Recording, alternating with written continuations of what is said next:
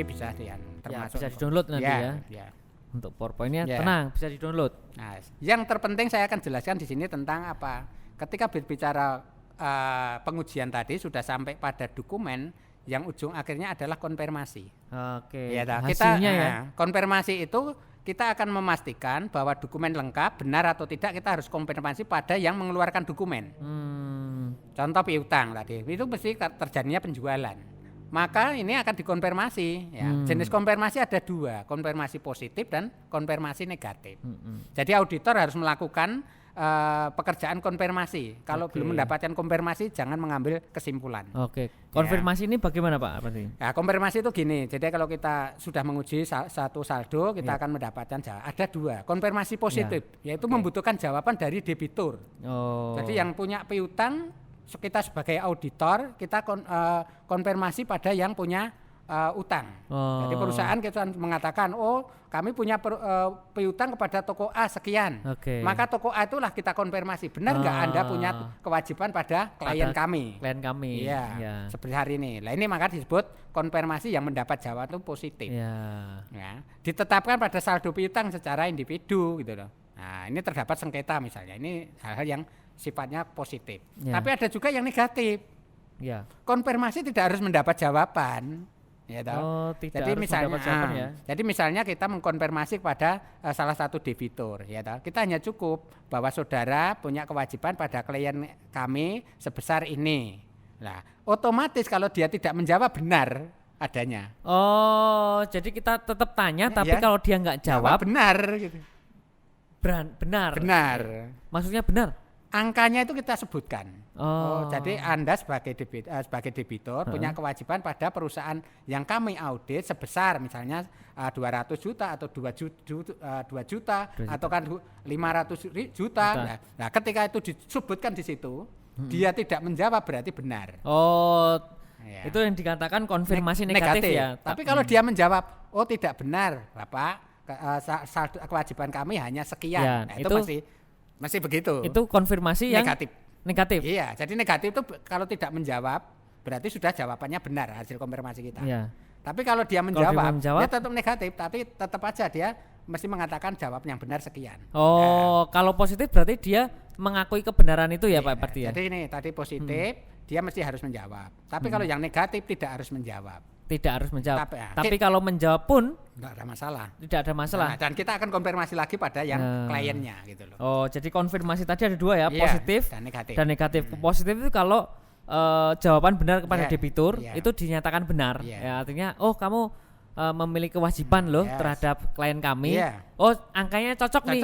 Berarti itu konfirmasi positif. Tapi kalau kepada debitur tadi dinyatakan dia tidak menjawab, berarti sudah benar. Itu negatif. Konfirmasi negatif. Tetapi kalau tidak cocok si debitur itu bahwa tidak mengakui ada perbedaan antara jumlahnya, ya itu tetap negatif juga.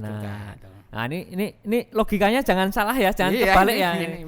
Konfirmasi positif dan negatif. Nah, nanti boleh ditanyakan lagi, kita akan ulang lagi kalau belum jelas. Itu sebenarnya prinsip-prinsip di dalam ketika kita mengaudit piutang.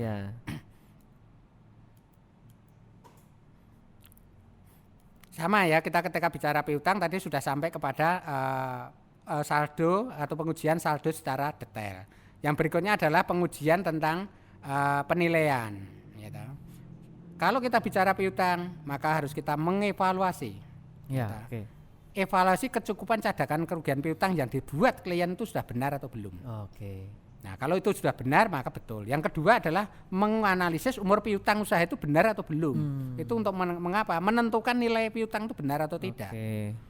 Dan membandingkan cadangan tahun lalu dengan cadangan kerugian piutang tahun sebelumnya. Ini bisa.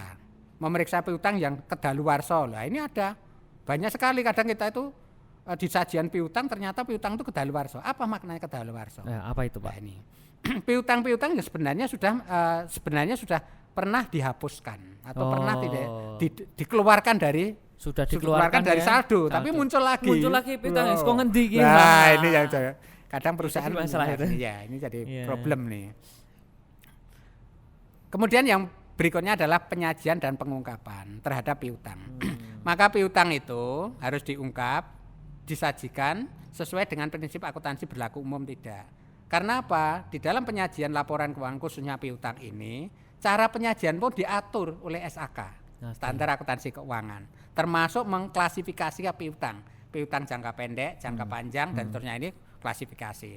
Ini yang perlu disajikan. Nah, pengungkapan piutang kalau ada sesuatu yang berbeda maka silakan diungkap di dalam catatan laporan keuangan. Inilah tugas auditor ketika akan mendeteksi atau menguji saldo piutang adanya dari beberapa fenomena tadi. Kita harus enjoy dan kita harus selalu bahwa piutang adalah sebuah aset perusahaan, maka piutang itu harus betul-betul real. Harus betul-betul karena merupakan aset perusahaan. Iya, betul sekali.